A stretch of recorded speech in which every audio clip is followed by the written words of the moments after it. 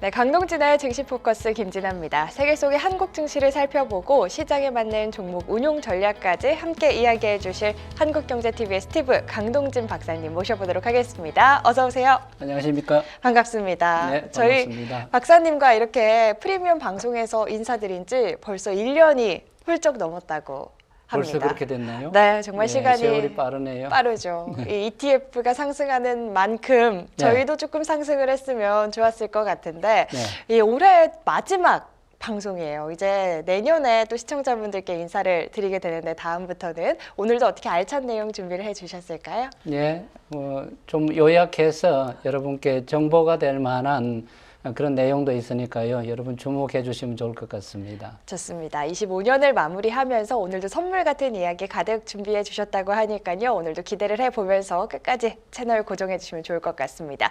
최근 글로벌 증시 동향부터 오늘도 시장에서 뜨거웠던 이슈들 다뤄보면서 출발해 보겠습니다. 먼저 최근 글로벌 증시 흐름 살펴보면요. 미증시도 그렇고 우리 국내 증시도 그렇고 최근에 이 FOMC라는 빅 이벤트를 앞두고 시장의 경계감이 만연했던 모습이었죠. 섹터별 이슈에 따라 이슈가 있는 쪽만 좀 선별적으로 탄력을 보이는 모습이었는데 이 시장 방향을 찾듯 12월 들어서는 좀 보합권에서 움직이는 모습이었어요. 최근 글로벌 증시 좀 동향 어떻게 보셨을까요? 예, 전반적으로 양호한 흐름이었는데요. 그러나 그렇게 썩 좋은 그런 장은 또 아니었다 그렇게 할 정도로 조금은 쉬어가는 그런 모습도 엿보인다 그렇게 말씀드릴 수 있겠습니다. 조금 그 배경을 살펴보면은 이제 연말 연시잖아요. 그때는 정권 시장이 조금 쉬는 그런 흐름이거든요. 그 과정이겠거니 그렇게 생각하시면 되겠고요. 전반적으로 주요 이벤트 일정을 좀 살펴보면은 그 주변에는 조금 모멘텀이 있지 않나 그렇게 생각할 수 있을 것 같습니다. 그래서 연말 연시에 우리도 종합 정리하고 내년도를 준비하는 그런 자세를 갖는 것도 좋지 않을까 그렇게 생각합니다. 좋습니다. 시기적인 분위기와 함께 조금 이렇게 관망하는 흐름일 때 우리는 내년의 기회를 미리미리 준비해보는 전략이 필요하겠다. 오늘 박사님과 함께 내년 또 어떤 전략으로 시장 준비해야 할지 단단히 세워보도록 하겠습니다. 이렇게 최근 글로벌 증시 흐름 짚어봤고요. 이슈 이야기 나누면서 더 자세한 이슈와 내용들 다뤄보도록 할게요. 첫 번째 이슈 만나보겠습니다. 저희 시장이 기다리던 FOMC 결과가 나왔습니다. 시장이 예상한 대로 금리 인하를 했는데 이번 결과 어떻게 보시는지 먼저 여쭤볼게요. 예, 금리 인하는 이미 그 예고가 된 것이었거든요. 그래서 예고대로 금리 인하를 했다 그렇게 보시면 되겠고 트럼프 대통령께서 금리 인하에 대해서 많이 재촉을 했습니다. 그러나 FOMC 회의 의원들이 자기네들의 그 소신이 있으니까요. 조금 그 스탠스가 조금은 보수적이었다 그렇게 볼 수 있겠죠. 그런데 연말에 12월에 금리를 인하할 것이라고 예고를 했었고요. 예고한 대로 금리 인하를 하는 그런 일정이었다 그렇게 보시면 되겠고 금리 인하는 시장에 유동성을 공급하는 그런 측면이 있는 것이거든요. 그래서 정권 시장도 미국 증시 중심으로 아직은 괜찮은 행보다 그렇게 이해를 하시면 좋을 것 같습니다. 네, 지금 시장에서 고민이 많은 환율 부분에 있어서 금리 인하한다면 이 원화 약세 국면이 조금은 진정될 것이다라는 기대가 있었는데 이와 함께 원화의 흐름 어떤지도 함께 체크를 해보면 좋을 것 같습니다. 네, 두 번째 이슈 계속해서 이어가 보겠습니다. 앞서 저희가 금리에 대해서 또 이야기를 나눠봤었는데 내년에 이 트럼프 대통령의 지명한 후보 캐비넷 쉿 연준 의장이 될 가능성이 높아졌죠. 이 캐비넷 쉿이 된다면 기준금리를 더 내릴 가능성이 높아진다라는 이야기도 나오고 있는데 금리를 내린다면 시장의 유동성이 더 풍부해지지 않겠습니까? 이와 함께 국내 증시에는 좀 어떤 영향이 있을까요? 예, 유동성이 공급되는 구조니까 미국 증시가 지금보다는 더 유동성이 충분하니까요. 좋으리라고 그렇게 생각할 수가 있겠죠. 특히 유동성과 관련되어서 이루어지는 그런 정부시장의 환경이니까요. 특히 성장주들이 예민하게 반응한다 그렇게 보시면 되겠고요. 그중에서 AI 반도체가 중심이다 그렇게 볼 수 있을 것 같습니다. 그래서 관심이 가고 또 내년도 시장 흐름에 대해서 또 촉각을 곤두세우곤 하는 그런 상황이니까 조금 잘 준비해야 되지 않을까 그렇게 생각하고요. 금리 인하에 대해서는 아까도 제가 언급했습니다마는 트럼프 대통령께서 아주 재촉하는 이런 편이거든요. 한 번, 두 번 내려가지고는 안 된다. 계속해서 내려야 되고 지금 미국의 경제 상황이 전반적으로 물가도 대단히 높고 그다음에 성장률도 조금 뒤처지는 그런 모습들이니까 금리 인하를 통해서 정상화해야 된다는 그런 의지가 강하기 때문에요. 금리 인하도 한 번이 아니라 몇 번에 걸쳐서 이루어질 가능성도 있다. 그렇게 이해를 하시면 좋겠습니다. 네, 하긴 할 건데 우리는 몇 번을 할 건지에 더 주목을 하면 좋을 것 같습니다. 네네. 네, 3월까지 또 어떤 기조를 이어갈지 주목을 해보면서 다음 이슈 확인해 볼까요?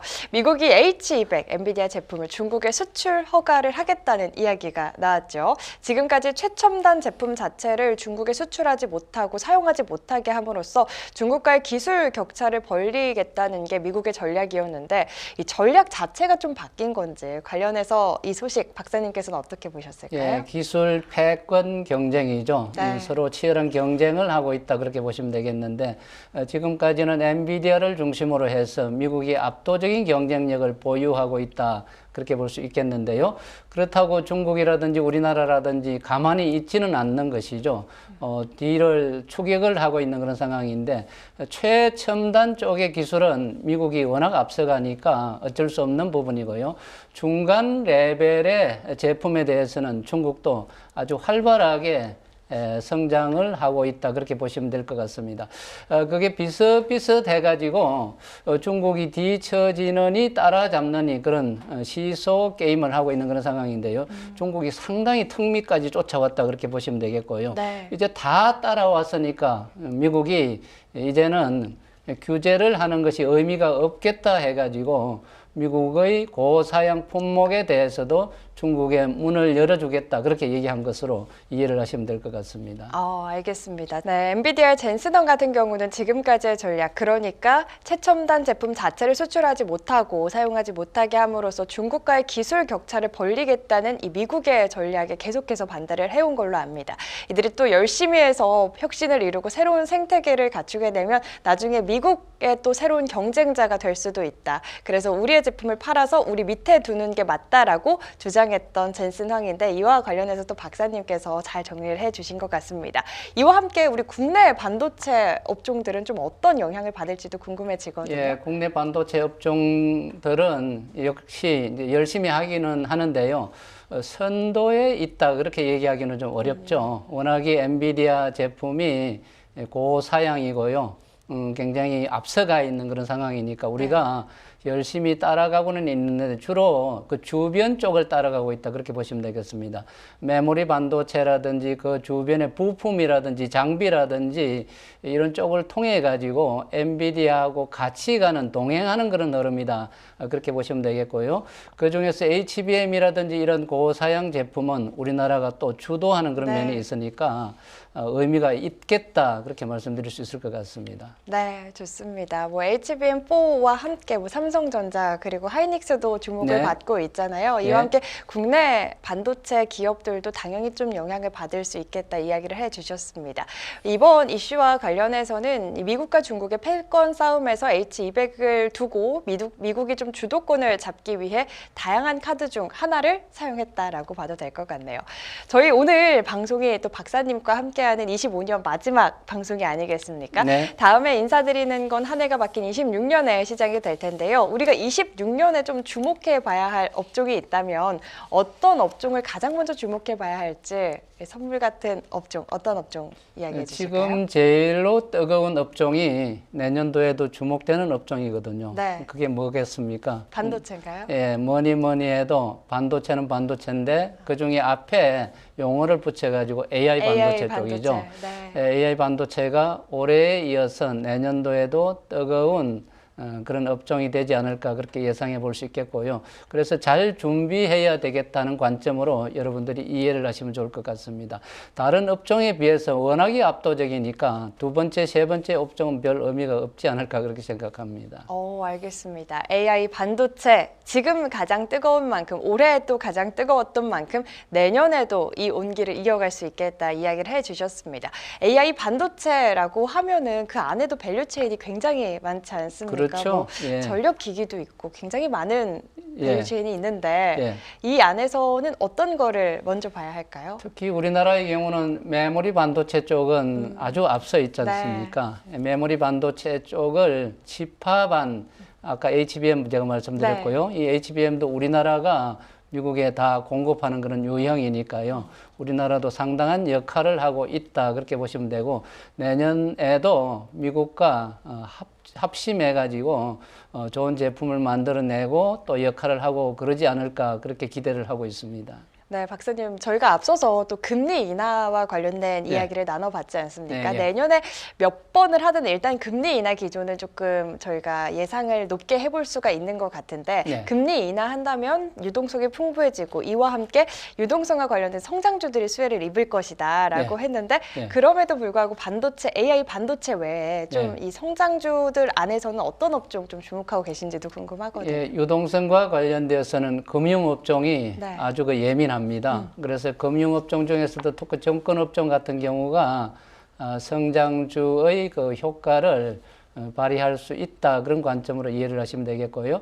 최근에 은행주들이 조금 주목되는 그런 부분이 있었는데 그 은행주들은 펀더멘탈 요인에 의해 가지고 조금 중심에 있었다 그렇게 본다 그러면은 유동성이 충분히 공급된다 그러면은 저가 은행주라든지 정권주라든지 이런 쪽으로도 충분히 테마가 형성되지 않을까 그렇게 예상을 해봅니다. 알겠습니다. AI 반도체를 코어로 두고 시장 금리 인하를 해서 유동성이 풍부해진다면 은행주, 이런 금융주들도 주목해볼 필요가 있다라고 이야기를 해주셨습니다. 최근에 또 궁금한 부분이 2차 전지 업계에서 계속해서 굵직한 공급 계약 뉴스가 나오고 있지 않습니까? 얼마 전 LG 엔솔이 벤츠와 2조 원 공급 계약 뉴스도 있었는데 이번에는 삼성 SDI 역시나 2조 원대 새로운 계약 소식을 전하면서 배터리 업계 전반에 좀 훈풍이 불고 있는데 2차 전지 업황에 대해서는 좀 어떻게 보실까요? 예, 1년 내내 고생을 했을 겁니다. 2차 전지 업종의 주식을 갖고 계신 분들은요. 이제 조금씩 활로가 보인다 그렇게 보시면 되겠고 우리 앵커께서 지적해 주신 대로 좋은 뉴스도 간헐적으로 나타나고 있는 그런 상황이니까 내년도에 주목할 만한 업종 중에 하나다 그렇게 보시면 되겠고요. 테슬라를 여러분들 주도주로 보시면 될 것 같고요. 우리나라에서는 여러 그 업체 종목들이 있는데 이들이 워낙이 거의 1년 동안에 거의 오르지 못하고 고생을 한 그런 종목들이거든요. 이들이 내년도에는 주목되는 그런 업종 중에 하나지 않을까 그렇게 예상할 수 있겠습니다. 좋습니다. 2차 전지도 내년에는 분위기에 조금 반전이 이루어지지 않을까 좀 긍정적으로 이야기를 해주셨습니다. 이렇게 박사님께서 내년에 주목하고 계신 업종까지 또 이야기 나눠봤는데요. 저희 빼놓을 수 없는 시간이죠. ETF와 관련한 전략도 궁금해하시는 분들 많으실 것 같은데 박사님께서 주목하고 계신 26년 ETF, 어떤 ETF들 주목하고 계실까요? 예, ETF를 제가 10개를 여러분께 집중적으로 소개를 해드렸습니다. 그 10개 정도면은 충분히 여러분들의 포트폴리오 구성을 하는데 충분하지 않을까 그렇게 생각하고요. 그런데 주변을 이렇게 되돌아보면은 새로운 좋은 또 ETF가 있지 않을까 그렇게 생각할 수 있을 것 같거든요.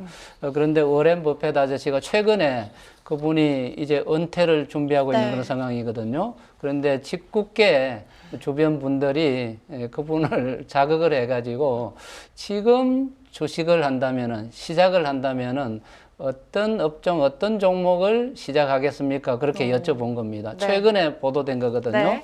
그런데 이 워렌 버핏 아저씨가 얘기한 것이 ETF였습니다. ETF도 3개를 딱 골라가지고. 딱 3개요? 예, 골라가지고. 이 3개면은 전체 시장을 다 커버한다 하는 정도였으니까 여러분 주목되죠? 제가 여러분께 간헐적으로 소개했던 ETF이기도 하고요. 그 3개 정도면은 좋겠다는 것이었는데 하나씩 살펴봐 드리도록 하겠습니다. 좋습니다. S&P 500이요. 이거는 뭐 워낙에 유명한 ETF잖아요. 박사님께서도 항상 이거는 코어로 갖고 있어야 한다라고 이야기를 해주셨죠. 블루칩 그리고 옐로칩 이렇게 나눌 수 있는데 블루칩의 대부분의 종목이 이 S&P 500 지수에 포함이 되어 있다 그렇게 보시면 되겠습니다. 워낙이 큰 규모니까 S&P 500을 선정한다 이건 충분히 이해가 되죠. 예, 큰 규모를 커버할 수 있는 것이니까요. 그 다음 두 번째가 나스닥 100 지수거든요. 이것은 성장형 기술주들요. 최근에 많이 언급이 되고 있는 AI 반도체라든지 배터리 업종이라든지 등등 다 이 나스닥 종목군에 포함이 되어 있는 것이거든요. 무려 100개나 여기에 해당되는 것이니까 이 나스닥 100 지수도 그 중에 한 종목으로 충분히 제 몫을 할 수 있다. 그렇게 말씀드릴 수 있겠고요. 세 번째는 뭐가 되겠습니까? 뭘까요? 세 번째. 마지막. 금융업종 쪽에서 네. ETF를 하나 만들면 어떤 ETF가 나타날 수 있을까요? 아무래도 좀 배당에 대한 예. 기대를 갖고 있지 않을까. 예, 배당에 대해서 관심도 많고요. 또 배당이 하는 역할이 아주 중요하거든요. 네. 그래서 미국 배당 다우존스라고요. 전반적으로 배당을 많이 주는 종목들을 쫙 모아가지고 그 중에서 투자자들의 인기가 있을 만한 그런 종목군들을 모아서 하나의 ETF로 만들면 좋겠다 하는 것이 미국 배당 다우존스 지수입니다. 그래서 이 세 개가 코드 넘버도 있고요. 네. 오렌 버핏 아저씨도 좋아한다고 하고 이거 세 개면은 상당히 많은 부분을 커버할 수 있다 그러니까 투자자들이 충분히 관심을 갖지 않을까 그렇게 생각합니다. 내년도를 위해서요. 네. 그래서 여러분도 관심 있게 한번 살펴보시면은 좋지 않을까 생각하고 제가 기존에는 10개 종목을 여러분께 알려드리면서 그 10개로 포트폴리오를 구성해 보시기 바랍니다. 그랬거든요. 네. 10개도 많다 하는 분 계실 거예요. 네. 그리고 10개도 많다 하시는 분은 이 3개 종목으로도 알뜰하게 여러분들의 포트폴리오를 구성할 수 있다.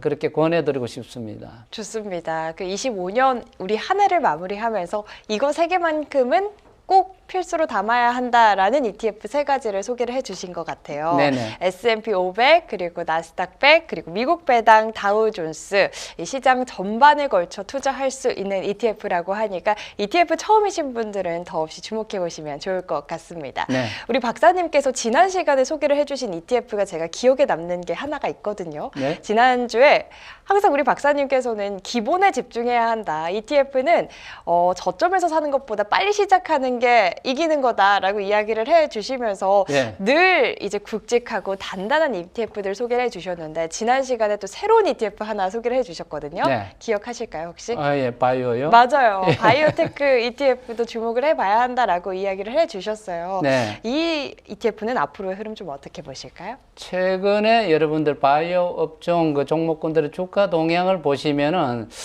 조금 괜찮다 맞아요. 그런 느낌이 들 겁니다. 내년도에는 더욱더 모멘텀이 있을 만하거든요. 신약 개발과 관련된 거요. 네. 이 신약 개발과 관련된 것이 미국 쪽에서 상당히 좀 핫하다, 뜨겁다 그렇게 보시면 되겠고 우리나라도 신약 개발과 관련되어서 기술력이 상당히 앞서 있거든요. 네. 그래서 외부하고 외국 쪽하고 제휴한다든지 이런 뉴스들을 자주 볼 수 있을 것입니다. 그래서 많이 앞서가 있기도 하고 세계적인 경쟁력을 따라가고 있기도 하고요. 그래서 우리나라에서 이 바이오와 관련된 ETF도 있고 하니까 내년도를 위한 종목 중에 하나로 이 바이오 ETF를 갖고 있는 것도 좋지 않을까 그렇게 권해드리고 싶습니다. 좋습니다. 바이오 같은 경우에는 뭐 JP모건 헬스케어를 비롯해서 일정적인 모멘텀도 남아있고 내년에 금리 인하하게 돼서 유동성이 풍부해진다면 또 대표적인 수혜 업종으로 부각받을 수 있는 만큼 내년에도 흐름 긍정적으로 전망해 주셨습니다. 네, 올해 주목해 볼 만한 ETF 세 가지 챙겨주셨으니까요. ETF 처음이신 분들은 참고해 보시면 좋을 것 같습니다.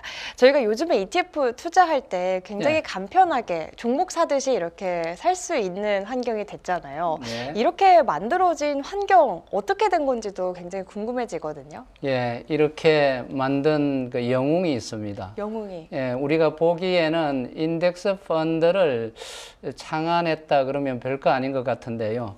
지금 ETF가 폭발적으로 성장하는 그 과정을 본다 그러면은 결과를 본다 그러면은 뒤에 숨은 공로자가 있었구나 하는 것을 여러분 느낄 수 있을 것입니다. 제가 좀 소개를 해드리면은요, 잭 보글이라는 사람이 인덱스 펀드의 창시자다 그렇게 얘기를 하는데요. 네. 인덱스 펀드의 창시자 조금 어렵게 느껴지기도 할 것입니다. 그런데 여러분 업종들을 나열해서 본다 그러면은요, 예를 들어서 미국 나스닥 100이라든지 S&P 500이라든지 미국 테크 탑 10이라든지 이런 게 업종이거든요. 업종이라고 얘기를 하면 굉장히 안에 종목이 많이 들어있는 거잖아요. 네. 종목이 많이 들어있는데 이걸 한 종목으로 만들었다 하는 거예요. 여러분께 화면을 통해서 테이블을 보여드릴 수만 있다 그러면은 여러분들이 금방 이해를 할 수 있을 것인데 어떤 업종, 반도체 업종, 자동차 업종 이런 것도 하나의 그 업종이거든요. 이 업종을 코딩화한다. 어떻게 쓰기 위해서 넘버를 붙인다는 거거든요. 네. 이걸 붙인 것이 잭 보글이라는 영웅이 붙인 거예요. 잭 보글. 예, 네. 영웅이 붙였는데 그 붙인 것 자체로 의미가 있는 것이 아니라 그것을 계기로 해가지고 이게 ETF까지 연결됐으니까 영웅이라고 얘기를 하는 겁니다.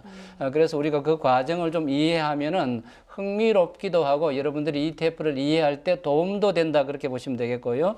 많은 ETF들이 만들어지고 있는데 그 안에는 인덱스 펀드가 기동을 하고 있다, 활동을 하고 있다. 그런 관점으로도 이해를 하면 될 것입니다. 인덱스 펀드가 만들어지고 난 뒤에는 그걸 이제 매매를 해야 될 거잖아요. 네. 그 큰 업종을 매매를 어떻게 할 수 있을까요? 어떻게 하죠? 이건 개별 종목 같이 또 번호를 매겨가지고요. 그 번호를 보고 이제 매매를 하는 거거든요. 그걸 또 창안한 사람이 있습니다. 창안한 사람이 있거든요. 누구죠?